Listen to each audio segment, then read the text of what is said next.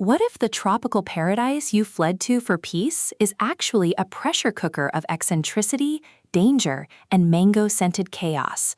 And the only way to survive retirement is to stop trying to control the storm and start riding its ridiculous heartfelt wave. In Mango Farm, Bill H. Myers delivers a cozy adventure that transforms the Florida Keys trope into a luminous celebration of found family and second acts, proving that in landscapes defined by humidity and hijinks, sanity isn't found in order, it's forged in the glorious mess of chosen community. This isn't merely another quirky regional mystery with colorful locals.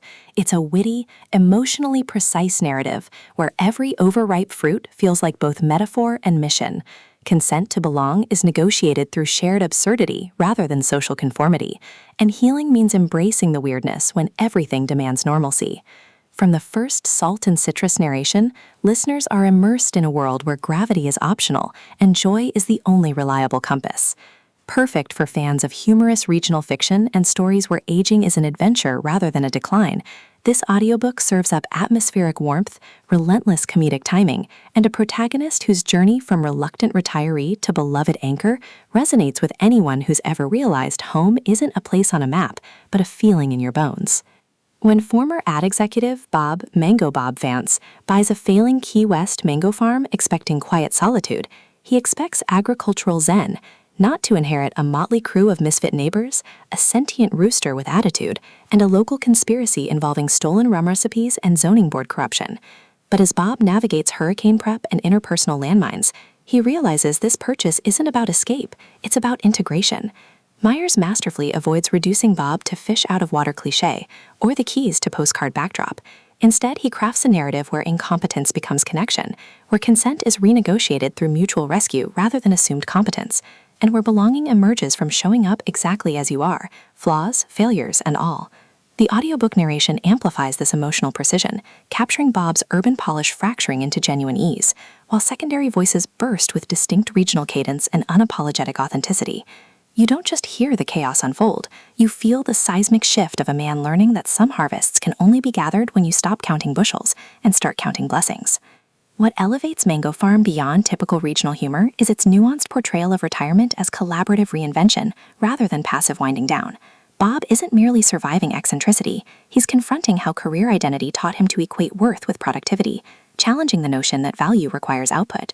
His relationships evolve through acts of radical reciprocity, sharing silences during storm watches that bypass performance, establishing rituals that honor both individual quirks and collective care, and defending each other's right to be strange against cultures that mistake consistency for character. Supporting characters shine with uncomfortable authenticity, fishermen whose wisdom carries both warning and grace, artists whose creativity masks grief, even the mango trees themselves, rendered as living archive whose gnarled roots absorb decades of unprocessed resilience. Every interaction reinforces the novel's core truth. In communities built on impermanence, tenderness is strategy, and presence is the only true crop. Even the comedic mechanics serve dramatic depth, with slapstick mirroring emotional release and bureaucratic obstacles becoming metaphors for earned autonomy. For audiobook listeners, this production is pure auditory sunshine with substance. The narrator embodies Bob and his ensemble with remarkable distinction. Bob's voice carries weary sophistication laced with dawning delight, while secondary voices span accents, ages, and temperaments, making each neighbor's journey distinct yet harmonized. Sound design enhances atmosphere without overwhelming intimacy. Distant steel drums marking temporal rhythm, rain against tin roofs during vulnerable confessions, the hushed rustle of palm fronds syncing with breath during moments of clarity, all anchor existential stakes in sensory reality.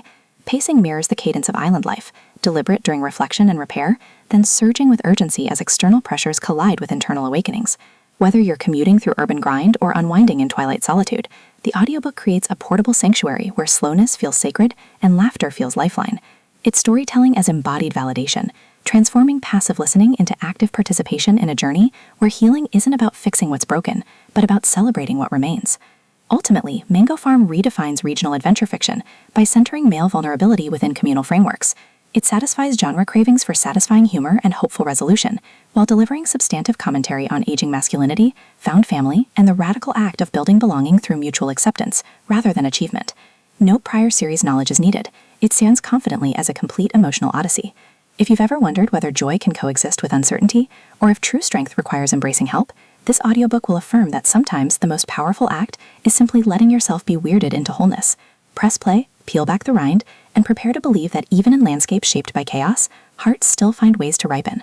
Your next favorite adventure isn't waiting in perfect plans. It's waiting in the brave, trembling choice to show up messy, mango-stained, and fully alive.